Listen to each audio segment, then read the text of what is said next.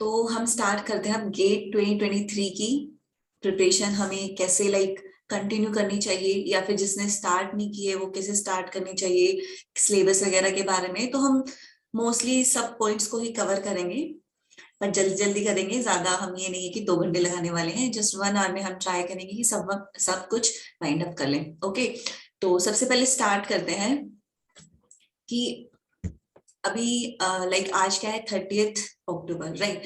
तो मेनली आप ये मान के चलो कि आपके पास नवंबर है, December and January, only 3 months are left. Okay, तो अब इसमें सबसे मेन बात आती है कि जो अभी स्टार्ट कर रहे हैं या फिर जिन्होंने स्टार्ट कर चुके हैं प्रिपरेशन, बट होता ना कि कॉन्फिडेंस नहीं है, कि हमें अभी पता ही नहीं चल पा रहा कि कितना सिलेबस और करना चाहिए, या फिर हमें रिवीजन जो सिलेबस है वो दिसंबर तक कंप्लीट करना चाहिए, या फिर हमारे पास टाइम ही नहीं है, हम कब तक सिलेबस कंप्लीट करें और फिर कब टेस्ट सीरीज स्टार्ट करें। तो देखो, सबसे पहले बात आती है सिलेबस की। ठीक है, अब सिलेबस में क्या है, मैंने थोड़ा नोट किया था। फिजिकल में हमारे क्या क्या आते हैं, chemical kinetics, quantum, and then thermochemistry, sorry electrochemistry, and then solid state, surface polymer, group theory, right. तो अब इनमें से है ना, कुछ चैप्टर्स होते हैं कि जो आपको करने ही करने पड़ेंगे, जो कि होता है ना कि ये वाले कर लेंगे तो मोस्टली फिजिकल के हम कुछ ना कुछ क्वेश्चंस अटेम्प्ट कर पाएंगे। तो इसमें से फिजिकल में से सबसे मेन है आपकी क्वांटम, आपको करनी है अगर आप अच्छा स्कोर करना चाहते हो, है ना, कि मतलब आपके पास बहुत ज्यादा टाइम नहीं है, लेकिन आप ऐसा कुछ करना चाहते हो कि जिसमें एटलीस्ट हमारे कुछ क्वेश्चन अटेम्प्ट हो पाए। ठीक है, तो आप पक्का क्वांटम एक कीजिए। Next is chemical kinetics and then thermodynamics. ये जो 3 टॉपिक्स है ना, इसमें से बहुत ज्यादा पोर्शन आता है, मतलब काफी वेटेज है इन तीनों चैप्टर्स की। अगर हम प्रीवियस ईयर क्वेश्चन पेपर्स को मिला के देखें तो ये 3 तो आपने करने ही करने हैं। अब बात रहती है बाकी के चैप्टर्स की, सॉलिड स्टेट, सरफेस पॉलीमर। तो सरफेस पॉलीमर आप कर लीजिए, बिकॉज ज्यादा टाइम कंज्यूमिंग नहीं है, छोटे छोटे चैप्टर्स हैं, कुछ फॉर्मूलाज ही याद करने हैं। ऐसे नहीं है कि आपको बहुत ही उसके अंदर कंसेप्ट मतलब समझने की बहुत जरूरत है, तो आपको इधर उधर से बहुत ज्यादा पढ़ना पड़ेगा, ऐसा नहीं है। आप जल्दी कवर कर सकते हो, क्योंकि कुछ फॉर्मूला से आपके क्वेश्चंस हो जाएंगे। ठीक है, तो आप इनको भी कर सकते हो। बाकी मान लो कि इलेक्ट्रोकेमिस्ट्री है, तो होता है कि बच्चों को नहीं आती समझ, तो आप वो छोड़ सकते हो अगर आपके पास टाइम नहीं है। तो अगर कर लिया है तो इसको अच्छी रैंक, और थोड़ी अच्छी रैंक आ जाएगी। ठीक है, देन आती है इनऑर्गेनिक केमिस्ट्री।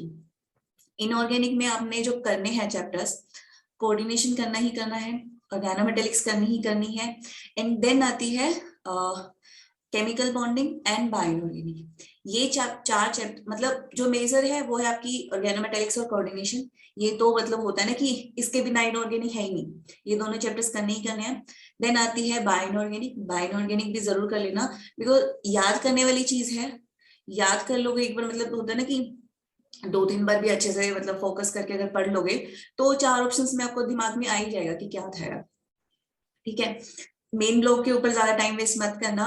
एफ ब्लॉक में भी ज्यादा कुछ नहीं आता है, मतलब बहुत रेयर ही होता है, 2 मार्क्स का आ गया तो ठीक है, 1 मार्क, सॉरी। तो ठीक है, और इसके अलावा क्या होता है, एनालिटिकल। एनालिटिकल में भी ज्यादा टाइम वेस्ट मत करना, क्योंकि आई विल सजेस्ट कि इस अगर आप टॉप रैंक्स होता है ना, टारगेट कर रहे हो कि आपने मोस्ट ऑफ द सिलेबस कर रखे हैं, तब आपके लिए है कि आप हर एक टॉपिक को पूरा करो। बट अगर आपके पास टाइम नहीं है, आप ज्यादा ये है कि मेरे से तो इतना सिलेबस संभल ही नहीं रहा, हो ही नहीं पा रहा, तो उस केस में आप ये छोड़ सकते हो, जो छोटे छोटे टॉपिक जो ज्यादा वेटेज नहीं है, जिनकी जैसे एनालिटिकल हुई, एफ ब्लॉक, मेन ब्लॉक, जो टाइम कंज्यूमिंग है, बट हम मतलब श्योरिटी नहीं है कि उसमें से हम क्वेश्चन अटेम्प्ट कर पाएंगे। ओके, तो इनऑर्गेनिक में ओएनसी and coordination, bioinorganic and chemical bonding. Okay, next आती है हमारी ऑर्गेनिक। अब देखो, ऑर्गेनिक में दिक्कत रहती है कि हमें ऑर्गेनिक नहीं आती, राइट। बट इसमें एक चीज ये भी है कि मैं आपको एक एक चैप्टर ऐसा नहीं बता सकती कि आप ये कर लो तो कुछ क्वेश्चंस हो जाएंगे। ठीक है, क्योंकि ऑर्गेनिक में क्या है, मोस्टली क्वेश्चंस इंटर रिलेटेड आते हैं। ऐसा नहीं है कि आप सिर्फ रिएजेंट्स कर लोगे तो रिएजेंट्स से आपका क्वेश्चन सॉल्व हो जाएगा। वहां पे कुछ रिएक्शन मैकेनिज्म, इंटरमीडिएट्स, मतलब कुछ कुछ इन्वॉल्व होता ही है, जिसकी वजह से आपको मोस्टली ये सब चैप्टर्स कंप्लीट करने ही करने पड़ते हैं। अब ये है कि आप पेरिसाइक्लिक एंड फोटोकेमिस्ट्री, इसमें से डायरेक्ट क्वेश्चन आते हैं कि ऐसा नहीं है कि आपको और रिएजेंट्स वगैरह आने चाहिए, डायरेक्टली पेरिसाइक्लिक से 2+2 4+2 एडिशन आ जाते हैं, तो ये सबसे पहले कवर करना है और इससे क्वेश्चन आते ही आते हैं। पेरिसाइक्लिक एंड फोटोकेमिस्ट्री होता है ना कि आपको ऑर्गेनिक नहीं आ रही है तो मैं कहाँ से स्टार्ट करूं, ठीक है। एक होता है कि मैं नहीं ऑर्गेनिक करनी नहीं है, या फिर स्टार्ट करूं तो कहाँ से करूं।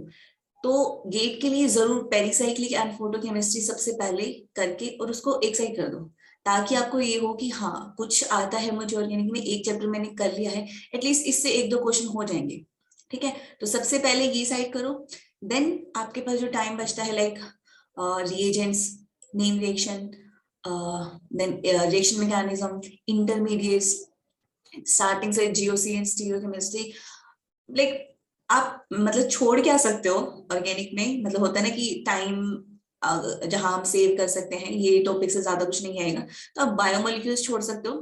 लेकिन जो बायो वाले स्टूडेंट्स हैं वो कर सकते हैं क्योंकि उनके लिए इजी है, क्योंकि उन्होंने ये चीजें पढ़ी हुई है, प्रोटीन्स, कार्बोहाइड्रेट्स वगैरह, तो वो लोग कर सकते हैं। नॉन मेडिकल वाला आप छोड़ सकते हो, ठीक है। ज्यादा टाइम वेस्ट मत करना बायोमोलिक्यूल्स के ऊपर, हेट्रोसाइक्लिक के ऊपर भी मत करना।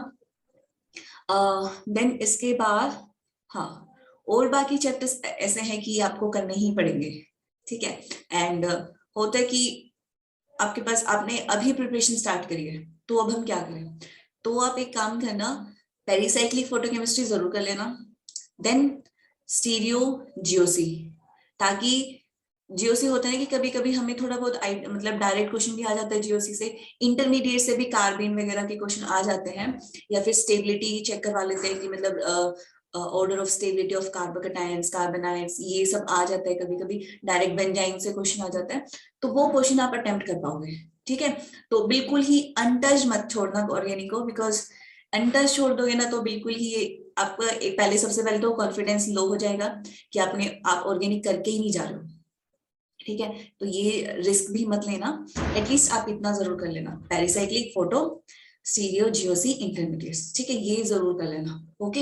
एंड रिएक्शन मैकेनिज्म भी आप थोड़ा बहुत कर सकते हो, बाकी आपकी वो टाइम के ऊपर डिपेंड करता है, ओके। एंड ये था सिलेबस के बारे में, कि जिनके पास लग रहा है कि टाइम नहीं है, तो हम कौन कौन से चैप्टर्स के ऊपर ज्यादा फोकस करें, ठीक है। तो वो ये उनके लिए था, और जिन स्टूडेंट्स ने लाइक हमें तो टारगेट कर रहे हैं कि टॉप रैंक आनी चाहिए, तो उनके लिए तो ऑब्वियसली आपको पूरा सिलेबस ही करना पड़ेगा, जितना भी आप कर सकते हो। कि कोई कोई मतलब, एक है कि मेन ब्लॉक में मुझे डाउट रहता है कि टाइम वेस्टेज होती है, जितना हम उसको टाइम देते हैं उतना डिजर्विंग नहीं रहता वो हमारे फाइनल डे पे, क्योंकि जो हम पढ़ के जाते हैं ना उसमें से कुछ आता ही नहीं है, बहुत ही होता है ना कि 1% चांस है कि हाँ मैंने किया था मेन ब्लॉक, तो उसमें से एक क्वेश्चन आया और मैं अटेम्प्ट करके आया, बहुत रेयर चांस होते हैं, तो इसलिए मुझे वो थोड़ा टाइम वेस्टेज लगता है। बाकी आप पूरा कीजिए। एंड यस, स्पेक्ट्रोस्कोपी, स्पेक्ट्रोस्कोपी तीनों की ही इंपॉर्टेंट है, इनऑर्गेनिक, ऑर्गेनिक एंड फिजिकल, तीनों की ही स्पेक्ट्रोस्कोपी जरूर करना। जो स्टूडेंट्स है ना कि टाइम कम है तो ऑर्गेनिक भी हम थोड़े थोड़े छोड़ रहे हैं, तो आप स्पेक्ट्रोस्कोपी बिल्कुल भी मत छोड़ना, तीनों की ही करके जाना, स्पेक्ट्रोस्कोपी से क्वेश्चन आते ही आते हैं गेट में, ओके। नेक्स्ट है, ये हुई सिलेबस की बात कि हमें कितना कितना कवर करना चाहिए, जितना भी हम टारगेट कर रहे हैं। अब ये है कि क्वेश्चन प्रैक्टिस या फिर टेस्ट सीरीज, तो मेन देखो, और हाँ ये जो सिलेबस है ये टारगेट बना के चलना कि आप 31 दिसंबर तक कंप्लीट करो, ओके।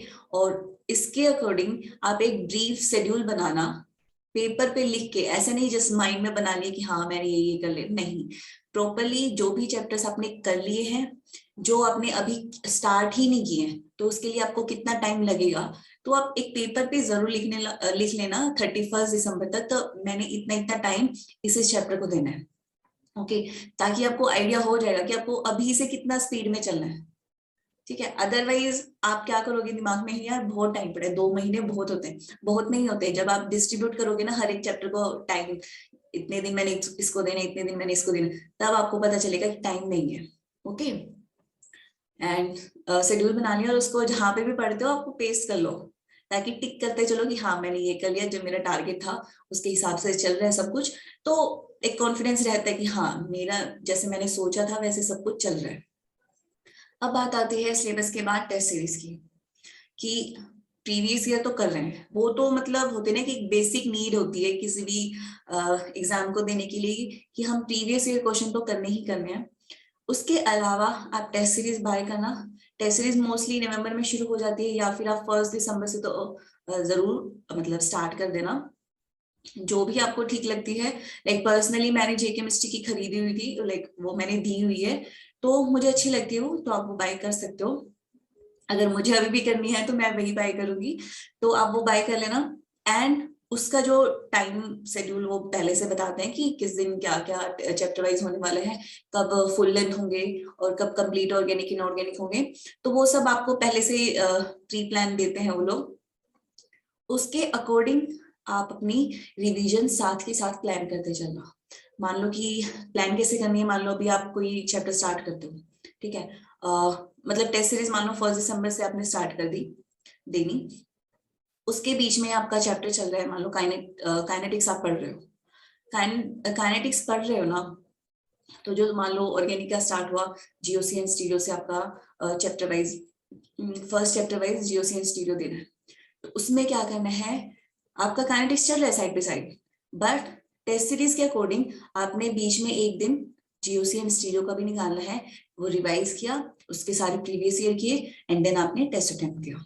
ओके, ऐसे क्या होगा, आपका सिलेबस भी चलता जाएगा, एंड बीच बीच में आपकी जो टेस्ट सीरीज के साथ साथ आपकी रिवीजन भी होती जाएगी। अगर आप ये नहीं दोगे ना, तो क्या होगा कि आप बीच में एक दिन स्टीरियो जीओसी के लिए नहीं निकालोगे, क्योंकि आपको कोई मोटो ही नहीं दिखेगा क्यों करनी है, साथ में ही कर लेंगे लास्ट में जाके, पहले सारा सिलेबस निपटा देते हैं फिर रिवीजन स्टार्ट करेंगे, वो फिर बहुत ही मतलब एकदम से सारा बर्डन पड़ जाता है और आपसे हो नहीं पाता। तो इसलिए साथ के साथ आप अभी रिवाइज करते चलिए। ओके, एंड टेस्ट सीरीज फिर देनी कैसे है, ऐसे बीच में स्टार्ट करनी है, सिलेबस के बीच में आपने जो भी चैप्टर वाइज चल रहे हैं उसके अकॉर्डिंग देनी है।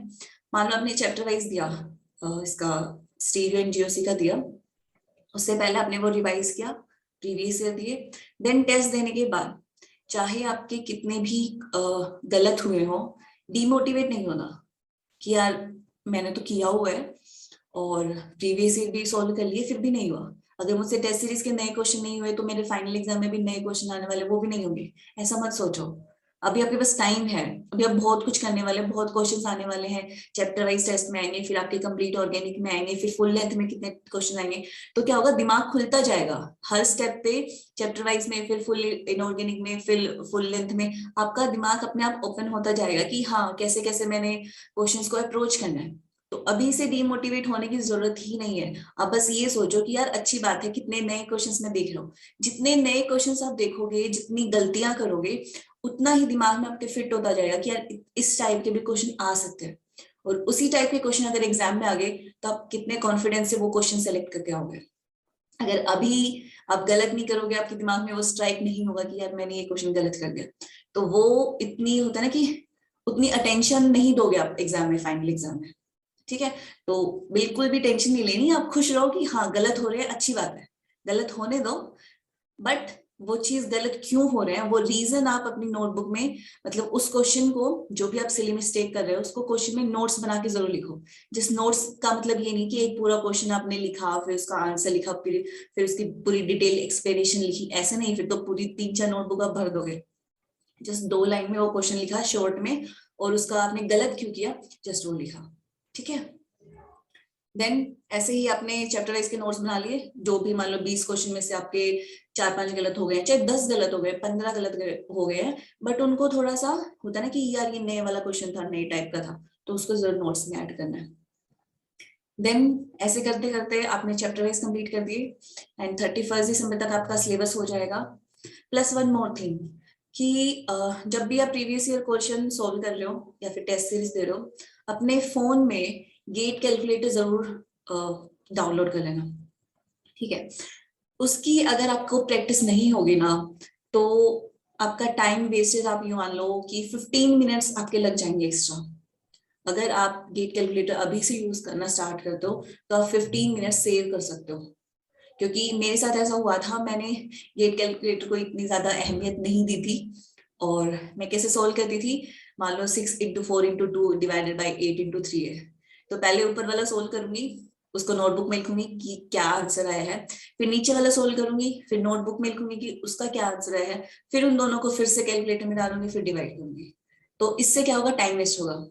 और कैलकुलेटर अगर आप यूज करना सीख जाओगे तो एक ही गो में आप पूरी की पूरी कैलकुलेशन कर सकते हो।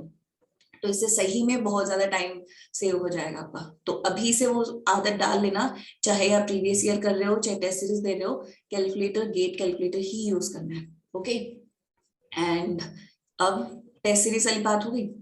देन आती है कि हम इस टाइम में टाइम कैसे मैनेज करें। ये एक क्वेश्चन होता है, कॉमन क्वेश्चन होता है हर किसी का, कि टाइम मैनेज कैसे करें हम। अब देखो, टाइम मैनेज करने के लिए मैं ये नहीं बोल सकती कि मेरे पास ये फॉर्मूला है, या फिर मैं आपको एक टाइम टेबल बना के देती हूँ कि आप सुबह 6 बजे उठो, 6 से 9 आप पढ़ो, फिर आप आधे घंटे का ब्रेक लो, 9:30 से फिर आप 12 बजे तक पढ़ो, फिर आप 1 घंटे का ब्रेक लो। ऐसे नहीं हो पाएगा, बिल्कुल भी नहीं हो पाएगा, बिकॉज हर किसी की लाइक सिचुएशन अलग होती है।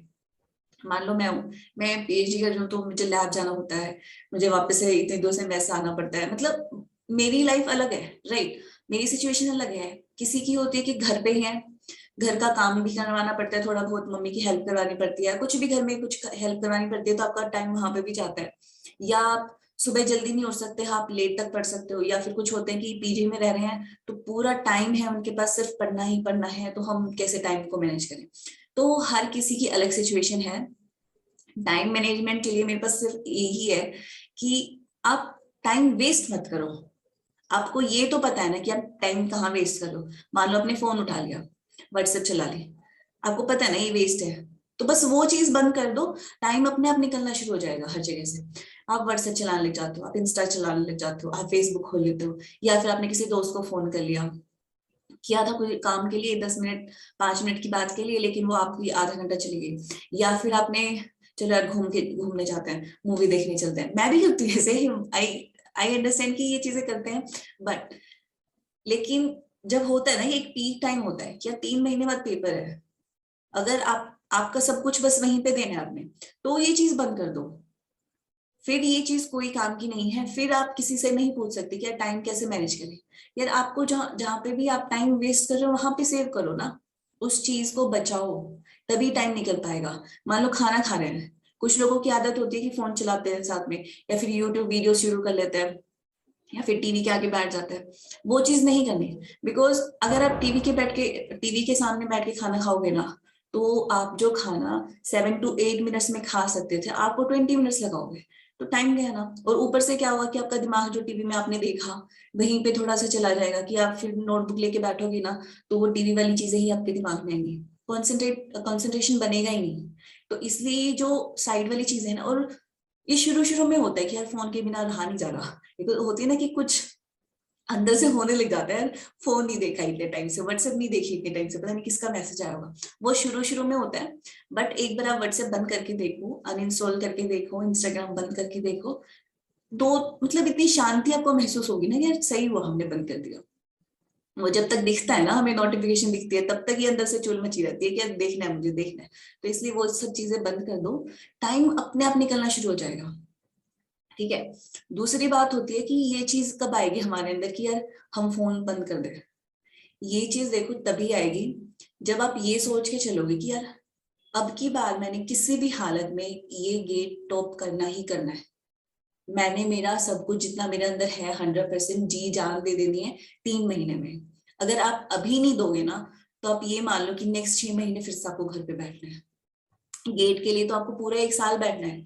अगर आपने कोई पीएसयू टारगेट की है, बार टारगेट किया है, डीआरडीओ टारगेट किया है, तो आपको पूरा 1 साल फिर से देना पड़ेगा। मेरे को इस चीज से बहुत डर लगता था। आप सोचो कि मैंने 2 साल जॉब किया है, मेरा मेंटल स्टेट क्या रहती होगी कि यार मान लो कि 3 महीने रहता है, कि मैंने 3 महीने में ना एक मैंने सब कुछ सिलेबस किया होता था, फिर भी सोचो मैं थोड़ा सा भी टाइम वेस्ट नहीं करती थी, बस दिमाग में यही चीज रहती थी, अब की बार करना है, कुछ भी हो जाए फिर से मैं 1 साल घर पे नहीं बैठने वाली, अब की बार करके मैंने अच्छे से सेटल हो जाना है। ठीक है। तो बस यही दिमाग में रखोगे ना, तो टाइम वेस्टेज की बात ही नहीं है। मे बी ये मीटिंग थोड़ी 11:30 पे एंड हो जाए, तो आप दूसरी वाली शुरू कर लेना। एंड ऐसा भी हो सकता है कि 11:40 तक चलेगी। तो आप जब अगर ये एंड होती है तो आप नेक्स्ट वाली ऑन कर लेना, ओके, मतलब सेकंड सेशन पे क्लिक कर देना।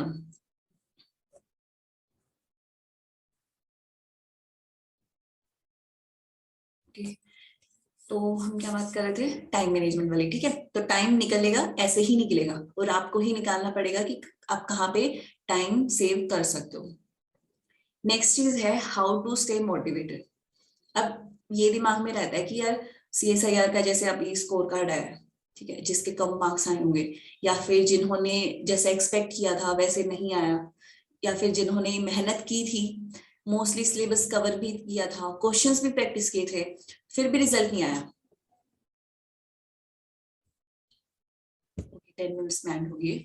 तो जिनका रिजल्ट नहीं आया तो ऑब्वियसली दुख होता है, आंसू भी आए होंगे, रोए भी होंगे, या कुछ भी मतलब डीमोटिवेशन हुई होगी, यार हमारे बस की बात नहीं है, लोग पता नहीं कैसे JRF निकाल लेते हैं, लेकिन हमसे नहीं हो पाएगा, इतना सब कुछ करने के बाद भी नहीं हो रहा तो नहीं हो पाएगा।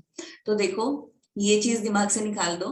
आप सोचो कि अगर मेरा फर्स्ट टाइम में हो जाता, जैसे भी, ठीक है, मैंने बहुत मेहनत की थी, फर्स्ट टाइम में बहुत ज्यादा मेहनत की थी, मेरा फर्स्ट टाइम में हो जाता, तो होता ना कि बाउंड्री पे ही होता क्या था। तो जितना मैंने इस 2 साल में, मतलब उसके बाद जो मैंने जॉब किया, उस 2 साल में जितना एक्सप्लोर किया, जितना एक्सपीरियंस लिया, जैसे कंसेप्ट बिल्ड हुए, वो चीज नहीं हो पाती ना। और क्या पता मैं ये यूट्यूब चैनल भी स्टार्ट ना करती। तो जो होता है ना अच्छे के लिए होता है। बस ये सोचो कि अगर स्कोर अच्छा नहीं हुआ, CSIR में अच्छा नहीं हुआ, तो क्या पता आपका कुछ गेट के थ्रू होना है, ठीक है। तो जो भी, बस इतना दिमाग में रखो, जो हो गया उसके पीछे भी एक रीजन था। अभी जो आने वाला टाइम है उसमें आपने अपना बेस्ट देना है। अगर आप CSIR के पीछे रहोगे कि यार नहीं हुआ, मतलब रोना रोते रहोगे, एक एक महीना, 2 महीना, कुछ भी बेनिफिट मिलेगा? कोई आपको आके चुप कराएगा यार कोई बात नहीं यार, तेरा तो CSIR का अच्छा नहीं हुआ था इसलिए तेरा गेट का भी अच्छा नहीं हुआ? कोई नहीं, हंसेंगे, यार कब से बैठा है, कब से पढ़ाई कर रहा है, कुछ कर ही नहीं रहा, कुछ हो ही नहीं रहा। कोई ये नहीं समझने वाला कि आपके अंदर क्या चल रहा है, कोई भी नहीं समझेगा।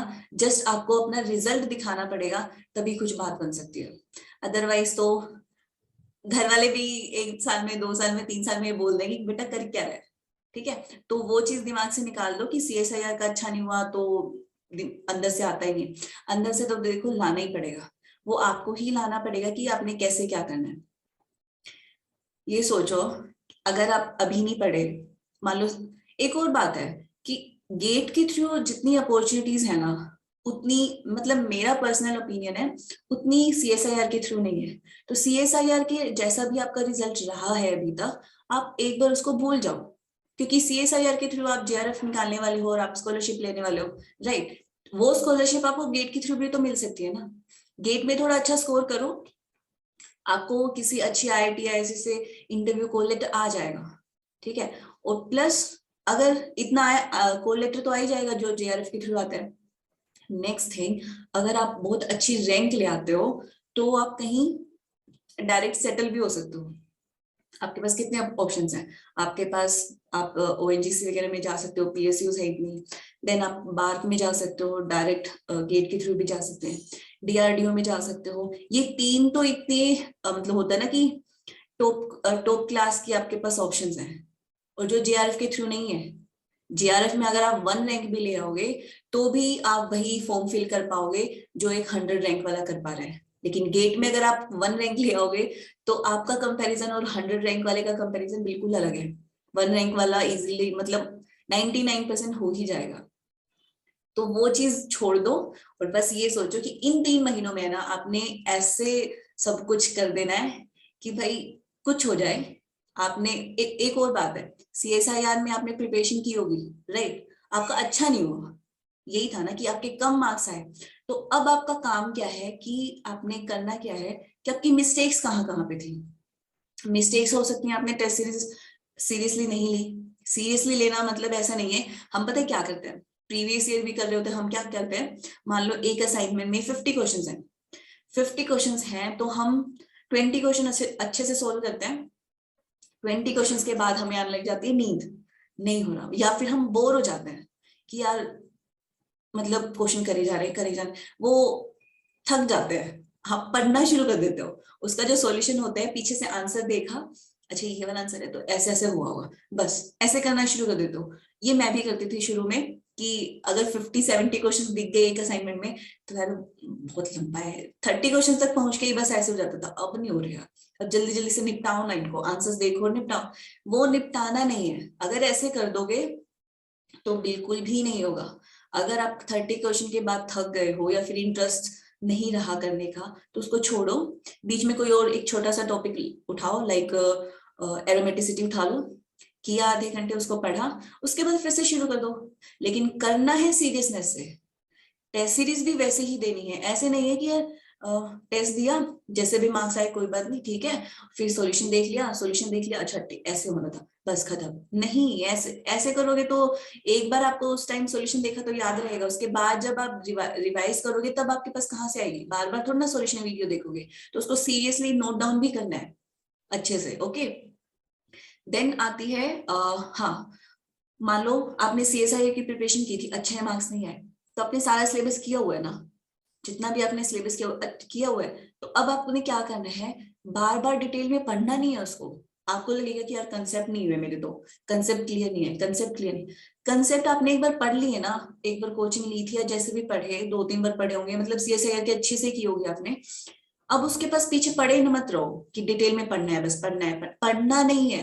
एक बार पढ़ा अच्छे से, अब क्वेश्चन प्रैक्टिस करो, क्योंकि ट्रस्ट मी, अगर आप ऑर्गेनिक के क्वेश्चन आपने 4 बार कर लिए हैं, 5th टाइम भी करोगे ना तो भी आपके दिमाग में कुछ नई नई चीजें आएंगी। ओ ऐसे अटैक होना था, अच्छा इस कंडीशन में ये ऐसे प्रोडक्ट बनता है, तब काइनेटिक बनता है, तब थर्मोडायनेमिक बनता है, तब जाके दिमाग में फिट होंगी।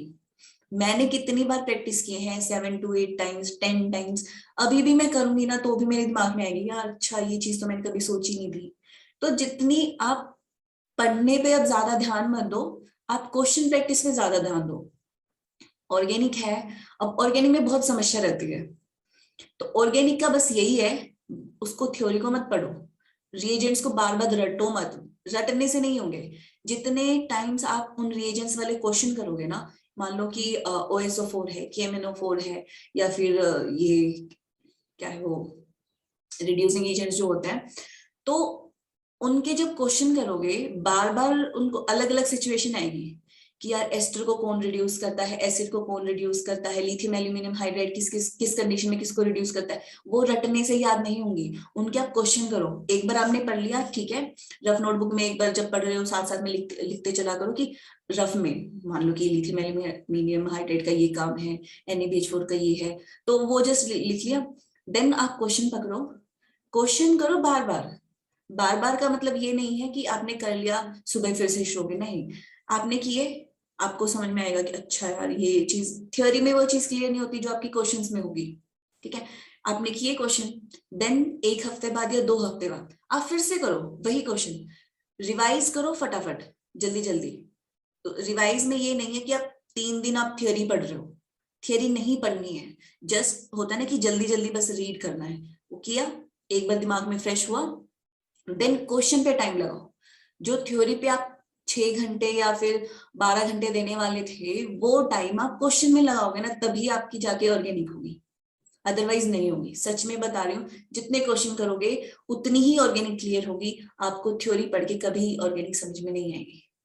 ठीक है, देन है भाई, अब CSIR को भूल जाओ, जिसका अच्छा हुआ कॉन्ग्रेचुलेशंस, जिसका नहीं हुआ उसको बस ये सोचो कि अब गेट में मैंने ऑर्गेनिक के लिए मतलब एकदम, और सच में बताऊं तो ऑर्गेनिक इतनी टफ आती भी नहीं है गेट में जितनी CSIR में आती है।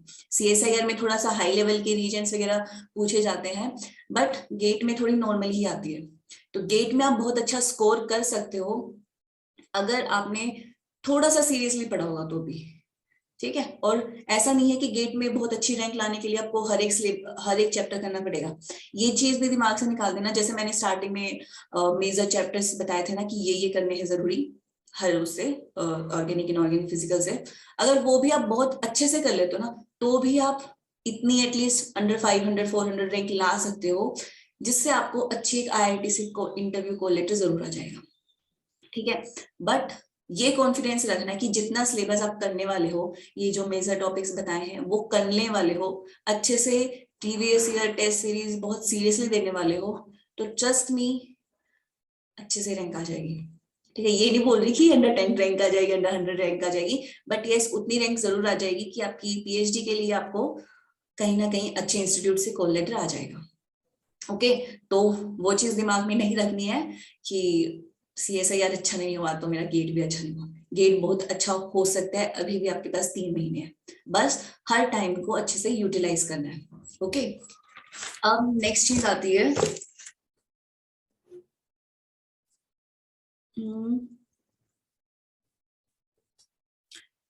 एक और चीज आती है कि हमें पेपर अटेम्प्ट, मतलब हम सब कुछ कर लेते हैं, सीएसआईआर का मान लो आपने बहुत अच्छे से सब कुछ किया था, फिर भी आपके कम कम मार्क्स।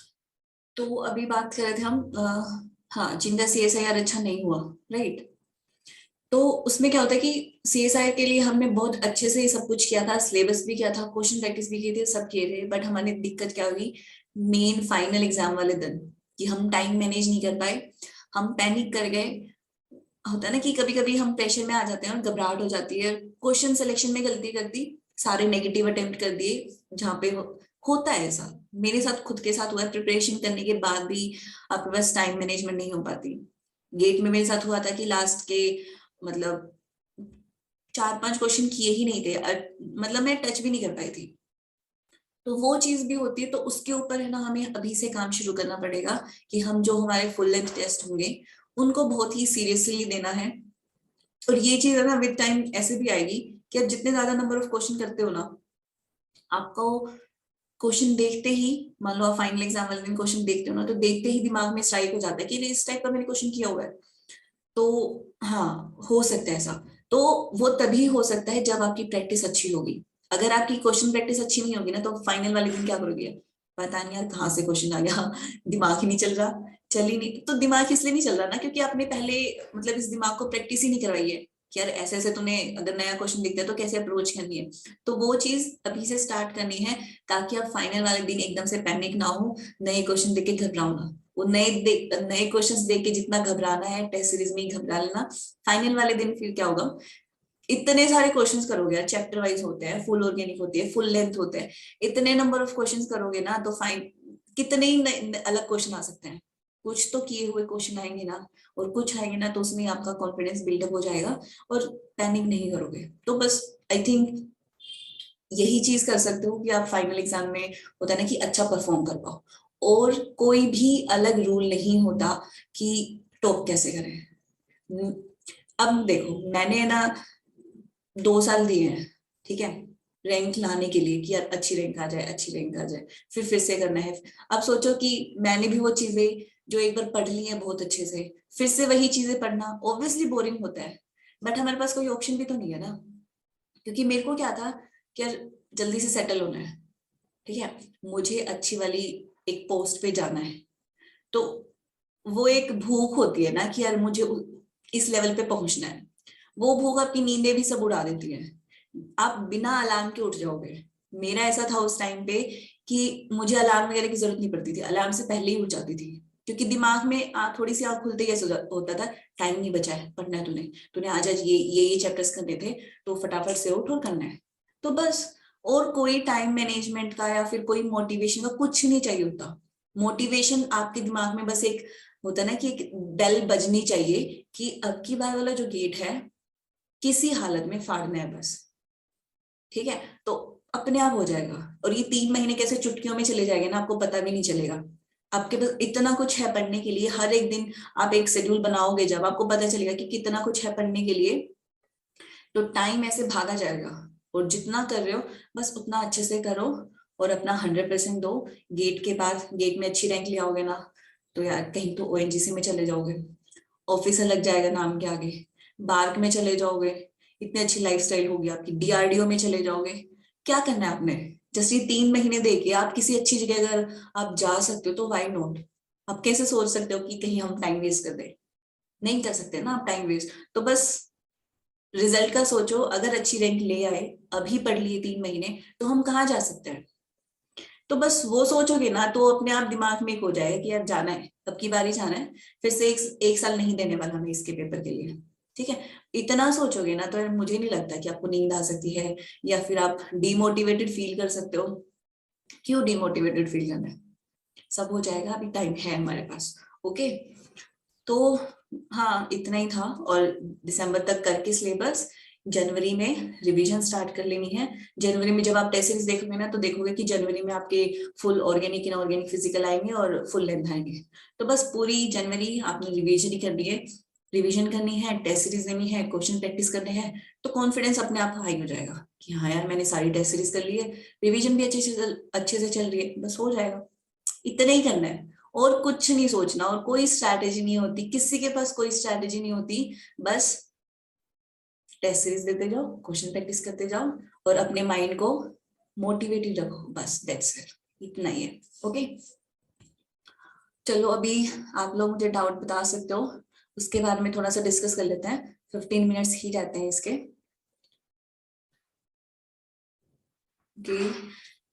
ऑर्गेनिक नहीं हुई है ना, तो अगर आप जैसे कि किसी भी चैनल पे, कोई यूट्यूब चैनल जहाँ पे ऑर्गेनिक की हुई है, लाइक जे केमिस्ट्री की मैंने पढ़ी हुई है, या फिर ऑल अबाउट, या फिर गेट केमिस्ट्री, एक ही चैनल फॉलो फॉलो करो। ऐसे मत करना कि हर जगह से आप पेरिसाइक्लिक पढ़नी है तो पहले जे केमिस्ट्री से पढ़ लेते हैं, ऑल अबाउट से पढ़ लेते हैं, या फिर गेट केमिस्ट्री से पढ़, नहीं, एक जगह से पढ़ो, सफिशियंट है। ठीक है। और हाँ, एक और डाउट होता है स्टूडेंट्स का कि प्रीवियस ईयर कर ले हैं, एक टेस्ट सीरीज ले या दो टेस्ट सीरीज करो, तो एक ही टेस्ट सीरीज करो, मोर देन सफिशिएंट है। मैंने कभी दो टेस्ट सीरीज बाय नहीं की। ठीक है। ये डाउट रहता है कि हम जितने ज्यादा नंबर ऑफ क्वेश्चन कर लेंगे ना, जितने हर जगह से, आप नहीं कर पाओगे, आपके पास टाइम ही नहीं है उतना। एक जगह से करो, बस उसको अच्छे से करो। टेस्ट सीरीज दे रहे हो, एक पकड़ो, हर चैप्टर वाइज दो, उसको अच्छे से एनालाइज करो बस, और प्रीवियस ईयर क्वेश्चन बार बार करते रहो। और ज्यादा मत करो, जितना ज्यादा अपने हाथ फैलाओगे ना, तो आपके पकड़ में ही नहीं आएंगे, सब कुछ छूटता जाएगा। तो इसलिए थोड़ा फैलाओ, अच्छे से ग्रिप बनेगी। ओके। हाँ, क्लेडन को आप पढ़ सकते हो ओनली व्हेन, जब आपने जो आपके कोचिंग नोट्स हैं जो आपको करवाया है, वो आपने कर लिए हैं। क्योंकि मैंने क्लेडन तभी पढ़ी थी जब मैंने मोस्टली मेरे मेरे पास जितने नोट्स थे मैंने वो पढ़ लिया था। अब मेरे को था यार थोड़ा सा, और मुझे कॉन्फिडेंस नहीं आ रहा, मतलब मेरे पास टाइम था क्योंकि मैंने पहले एक ड्रॉप कर रखा था, तो मैंने सिलेबस किया हुआ था, तो फिर था कि यार टाइम है मेरे पास। फिर मैंने क्लेडन पढ़ना शुरू कर दी थी, और क्लेडन से भी डायरेक्ट क्वेश्चन आते हैं ऑर्गेनिक के कुछ। ओके।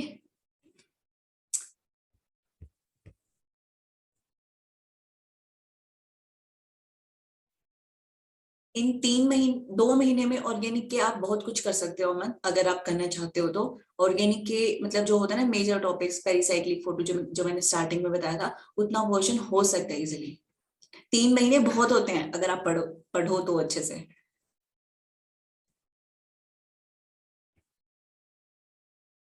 ऑर्गेनिक के प्रिपरेशन के लिए आप जे केमिस्ट्री की वीडियोस देख सकते हो। प्लेलिस्ट खोलना ऑर्गेनिक की, उसमें हर एक चैप्टर की जो भी आएंगे ना, वो पूरा कंप्लीट करना है। ठीक है। तो उतना कर लेना, कहीं अलग से लाइक कोचिंग में जाओगे, पैसे लगाने पड़ेंगे, क्या तो आप उतना कर भी ना पाओ। तो जितना यूट्यूब वाला कंटेंट है आप उतना इजीली कर सकते हो, और उतना सफिशिएंट होगा अगर आप उतने ही कंटेंट को बहुत अच्छे से कर लेते हो। ठीक है। अगर आपने सिलेबस कर रखा है देवेंद्र, क्या करना है, टेस्ट सीरीज बाय करोगे, टेस्ट सीरीज के अकॉर्डिंग अपना सब कुछ प्लान करो, बस मोर देन सफिशिएंट है। मान लो स्टार्टिंग फ्रॉम फिजिकल, इनऑर्गेनिक, जैसे भी टेस्ट सीरीज का शेड्यूल है वैसे पूरा पहले पढ़ो, चैप्टर पढ़ा, देन चैप्टर के प्रीवियस ईयर करो, जो भी आपके पास असाइनमेंट्स थे जितना भी था, देन जो आपका चैप्टर वाइज टेस्ट है वो दो, बस ऐसे ही करके पूरा सिलेबस कवर करना है, और कोई भी अलग से कोई फंडा नहीं है। ठीक है, इतना करो, मोर देन सफिशिएंट है। ट्रस्ट मी, मतलब स्टूडेंट्स को होता है कि हम अलग अलग बुक से क्वेश्चंस कर लें, कोई जरूरत नहीं है। प्रीवियस ईयर करो जो भी असाइनमेंट्स थे आपके, and then chapter wise test series दो पूरे अच्छे से, फुल लेंथ में। आप सोचो कितने कितने क्वेश्चंस होते हैं यार, बहुत क्वेश्चन होते हैं। बट उसका ऐसे नहीं कि एक बार किया और खत्म, जो एक बार किया, जो क्वेश्चन नहीं आए उनको फिर से देखना है, बस इतना। 1 रैंक आ सकती है, इससे ज्यादा मैं कुछ नहीं कह सकती, टॉप कर सकते हो। हाँ जी, क्वेश्चन बैंक काफी होगा प्रैक्टिस के लिए, आप कर भी नहीं पाओगे, इतने सारे क्वेश्चंस होते हैं। आपको पता है क्या लगता है कि क्वेश्चन बैंक है, एक मैं आपको लगता है कि बस मैंने एक क्वेश्चन बैंक लिया हुआ है, उसके पास इसके अलावा कुछ नहीं है। आप ये सोचो उस क्वेश्चन बैंक में क्वेश्चंस कितने हैं, आपके बहुत नंबर ऑफ क्वेश्चंस हैं, आपको सिर्फ ये नहीं है, आप ये थोड़ी ना कि आप वेबिनार खत्म हुआ क्वेश्चन बैंक स्टार्ट किया बस आपको 3 महीने में क्वेश्चन बैंक ही करना है, नहीं ना, ऐसे नहीं करने वाले। जो भी चैप्टर है उसके आप सब कुछ करोगे ना, पहले पढ़ोगे प्रीवियस ईयर क्वेश्चन कितने होते हैं, लास्ट 10-15 ईयर्स के कितने नंबर ऑफ क्वेश्चंस हो जाते हैं, फिर टेस्ट सीरीज वाले बहुत है, मोर देन सफिशिएंट है। मैं तो बोल रही हूँ अगर आप करो, मैं मान लो ऐसे बोल देती हूँ कि नहीं यार सफिशिएंट नहीं है, एक और ले लो, कर ही नहीं पाओगे, टाइम ही नहीं है उतना, और टाइम भी नहीं है कर भी नहीं पाओगे, ऊपर से डिमोटिवेट हो जाओगे कि यार एक और बाय किया हुआ उसका तो कोई फायदा ही नहीं हो, उसको तो पढ़ ही नहीं पा रही। ऐसा नहीं करना ना, एक करो अच्छे से करो, बस उसको बार बार करो, बार बार करना इज मोर बेनिफिशियल और लाइक ज्यादा फायदेमंद होगा एज कंपेयर टू कि आप 3-4 टेस्ट सीरीज बाय कर ली है, इस बुक से भी कर रहे हो क्वेश्चन, उस बुक से भी कर रहे हो, इधर से भी नहीं हो पाएगा, ठीक है।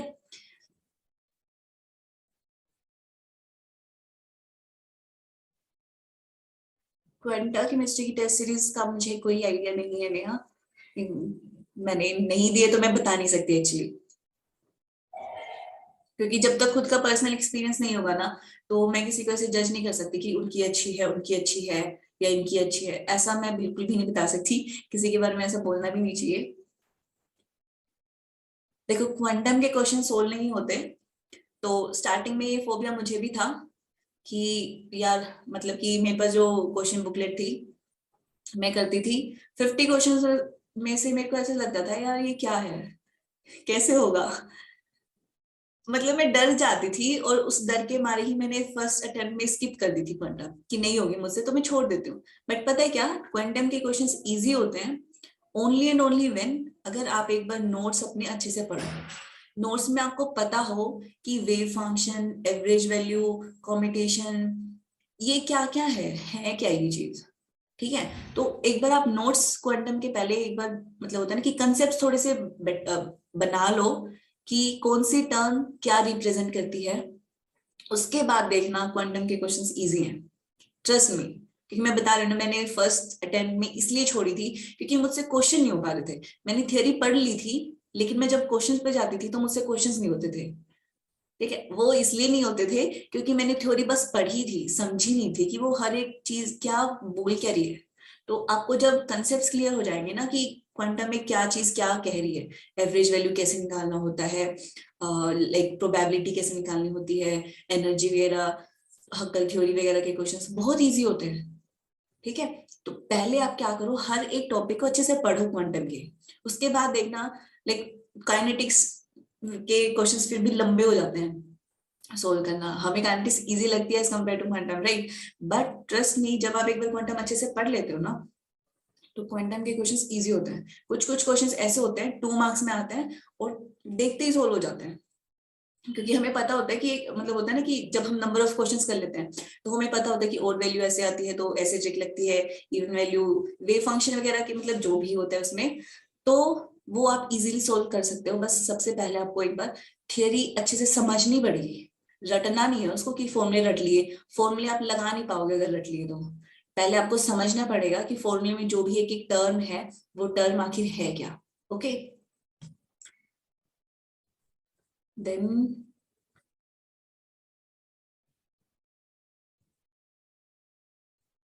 देखो कैलकुलेशन से डरने की बात नहीं है, कैलकुलेशन के लिए आपके पास कैलकुलेटर है, सबसे पहले कैलकुलेटर में क्या करो, मैंने कैसे सीखा था कैलकुलेटर, 2 × 4 × 6 डिवाइडेड बाई 8 × 3, ठीक है। इस आपको पता है ना, ये आप सिंपली करके देख सकते हो, तो इसको आप पहले कैलकुलेटर में इसको इसको ही सिंपल कैलकुलेशन को करके देखो, 2 × 4 × 6 कितना आता है, फिर ब्रैकेट लगा मतलब ब्रैकेट स्टार्ट करना होता है, फिर डिवाइडेड, और फिर से ब्रैकेट स्टार्ट 8 × 3 जो भी, ठीक है।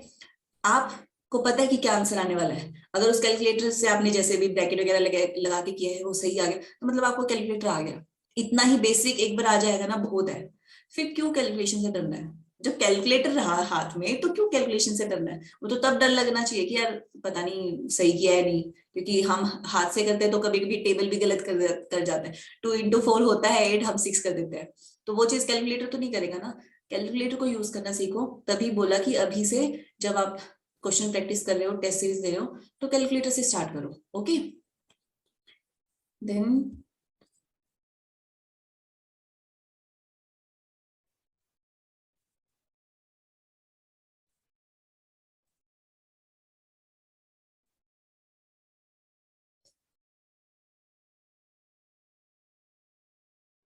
भावना, जैसे कि आप बता रहे हो कि यहाँ से आपने कोचिंग की है, क्वेश्चन बैंक किया है, आपने कहीं से भी कोचिंग ली हो, मैं ये नहीं बोल रही कि यहाँ की कोचिंग अच्छी होती है, यहाँ की बुरी होती है। कोचिंग वाले सब एक्सपीरियंस लोग ही पढ़ाते हैं। मेन बात होती है जितना उन्होंने पढ़ाया है, आपने कितना अच्छे से पढ़ा है। ठीक है, क्योंकि पढ़ा सेम सिलेबस है। वो जे केमिस्ट्री पढ़ा रही है, वो गेट केमिस्ट्री पढ़ा रही है, क्वांटा केमिस्ट्री पढ़ा रही है, अनअकैडमी पढ़ा रही है, सब वही सिलेबस पढ़ा रहे हैं। कोई ये नहीं है कि इन वाले से ज्यादा अच्छा है या उन वाले से ज्यादा अच्छा है। मेन बात है आप कहाँ से ज्यादा, आप कितना अच्छे से पढ़ रहे हो, आप कितना सीरियसली टेस्ट सीरीज दे रहे हो, कितना अच्छे से समझ के आपने पढ़ा है, और कितना सीरियसली आपने अपनी प्रिपरेशन को लिया हुआ है। मेन चीज होती है आपके ऊपर। ठीक है, तो कंटेंट सबका ही अच्छा होता है, क्योंकि केमिस्ट्री चेंज तो नहीं हो सकती ना। एक कंसेप्ट ये तो है नहीं कि जे केमिस्ट्री कुछ कुछ अलग कंसेप्ट पढ़ाएगी और वो क्वांटम केमिस्ट्री अलग से, नहीं ना। सब जगह एक ही कंसेप्ट है। आप कितना सीरियसली पढ़ रहे हो उस पर डिपेंड करता है। तो एकदम कॉन्फिडेंट रहो, जो कंटेंट आपने पढ़ा है ना, अच्छा पढ़ा है, उसको ही अच्छे से पढ़ो। इधर उधर मत जाना कि यार हाँ ये इसका नाम अच्छा सुना है तो इससे कर लेते हैं, नहीं। ट्रस्ट करो अपने कंटेंट पे, that is sufficient. Okay. Hmm. GATE calculator से जितना अच्छे से प्रिपेयर करोगे ना, मतलब कैलकुलेशन करोगे, उतना आपको कॉन्फिडेंस आएगा। सही में बता रही हूँ, पता है क्या होते हैं फिजिकल में, कोई लंबी कैलकुलेशन है, ठीक है, और अगर हम नोटबुक में करते हैं तो हमें टाइम लगता है ना। तो वही क्वेश्चन फिर हम 10 मिनट ले लेते हैं, और हम जब प्रैक्टिस करते हैं तो हम एक होता है लेजीनेस रखते हैं कि यार सोल्व करना पड़ेगा, मतलब बार बार मल्टीप्लाई करके देखना पड़ेगा, डिवाइड कर, तो वो उसके कारण हम क्या करते हैं, लेजीनेस बरत जाते हैं और फिर हम छोड़ देते हैं उस क्वेश्चन को। बट अगर हमें गेट कैलकुलेटर यूज करना आएगा ना, तो देखना जो इतनी लंबी कैलकुलेशन होती है ना, उसको हम टक टक टक करके और फटाफट से ब्रैकेट वगैरह लगा के, मतलब 1 मिनट के अंदर सोल्व कर सकते हैं। उससे क्या होगा कि हमें लेजीनेस भी फील नहीं होगी, क्या तुझे बार बार मल्टीप्लाई करके देखना पड़ेगा और वो सब करके देखना पड़ेगा। तो ऑटोमेटिकली आपकी जो फिजिकल है ना, मतलब न्यूमेरिकल सोल्व करने की जो एफिशिएंसी है वो बढ़ जाएगी। ओके, तो गेट कैलकुलेटर वाली चीज जरूर मानना।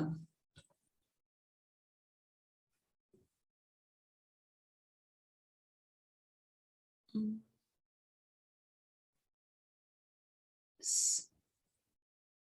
आप माइक शायद ऑन नहीं कर सकते, मैंने वो बंद किया हुआ है, तो आप सतल का आप चैट बॉक्स में लिख सकते हो क्वेश्चन। ओके।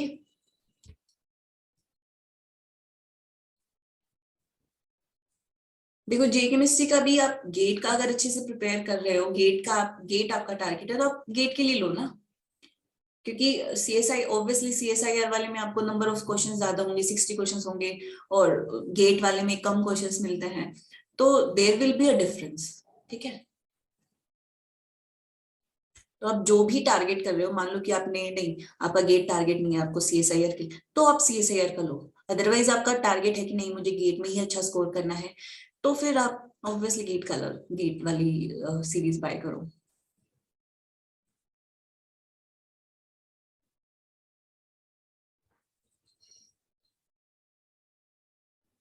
लवप्रीत देखो, यूट्यूब से भी अब तो है ना, ऐसा है बहुत मोस्टली सिलेबस आपको यूट्यूब से मिल जाएगा। बस आपको थोड़ी सी मेहनत करनी पड़ेगी। एक तो होता है कि बनी बनाई सब कुछ हमें दे देते हैं, कोचिंग वाले क्या करते हैं, सब कुछ बना बनाया कंटेंट हमारे हाथ में दे देते हैं, इससे बाहर आपको कहीं नहीं जाना। यूट्यूब पे हो सकता है एक आधी चीज मिस हो जाए, वो आपको थोड़ी एक्स्ट्रा सर्च करनी पड़ेगी, थोड़े से एक्स्ट्रा एफर्ट्स डालने पड़ेंगे। तो बस वो एक्स्ट्रा एफर्ट्स डालने के लिए अगर आप रेडी हो, आपके अंदर है वो हिम्मत, तो आप बिल्कुल कर सकते हो। कुछ भी इम्पॉसिबल नहीं होता। ओके, तो I think most of the doubts cover हो गए हैं, राइट। इसके अलावा बस अभी हमारा मोटो क्या होना चाहिए, हमारे दिमाग में हमें एक चीज होता है ना कि सेट करनी है, गेट निकालना है बहुत अच्छी रैंक से। ये मत सोचो कि रैंक रिजल्ट का मत सोचो, ठीक है, रिजल्ट्स के बारे में भूल जाओ। बस ये सोचना है कि जो आप सिलेबस करने वाले हो बहुत अच्छे से करने वाले हो, क्वेश्चंस प्रैक्टिस बहुत अच्छे से करने वाले हो, टेस्ट सीरीज अच्छे से सीरियसली देने वाले हो, बस। इसके अलावा आपको कहीं जाने की जरूरत नहीं है, किसी से कोई, किसी दोस्त के पास या फिर कुछ राय लेने की कोई जरूरत नहीं है। दिमाग में जब ये फिट हो जाएगा ना कि भाई गेट अच्छे से निकालना है, उसके बेसिस फिर मैंने डीआरडीओ जाना है, बार्क जाना है, ओएनजीसी जाना है, ये दिमाग में जब एक होता है ना भूत सवार हो गया ना कि हाँ मैंने जाना है, किसी हालत में जाना है, फिर आप अपने अपनी अपनी स्ट्रेटजी बना लोगे। किसी की स्ट्रेटेजी की जरूरत ही नहीं है आपको, ठीक है। बस यही है अभी के लिए। ये सेटलकार, आप अगर 30% भी अभी कंप्लीट है ना, कोई दिक्कत नहीं है।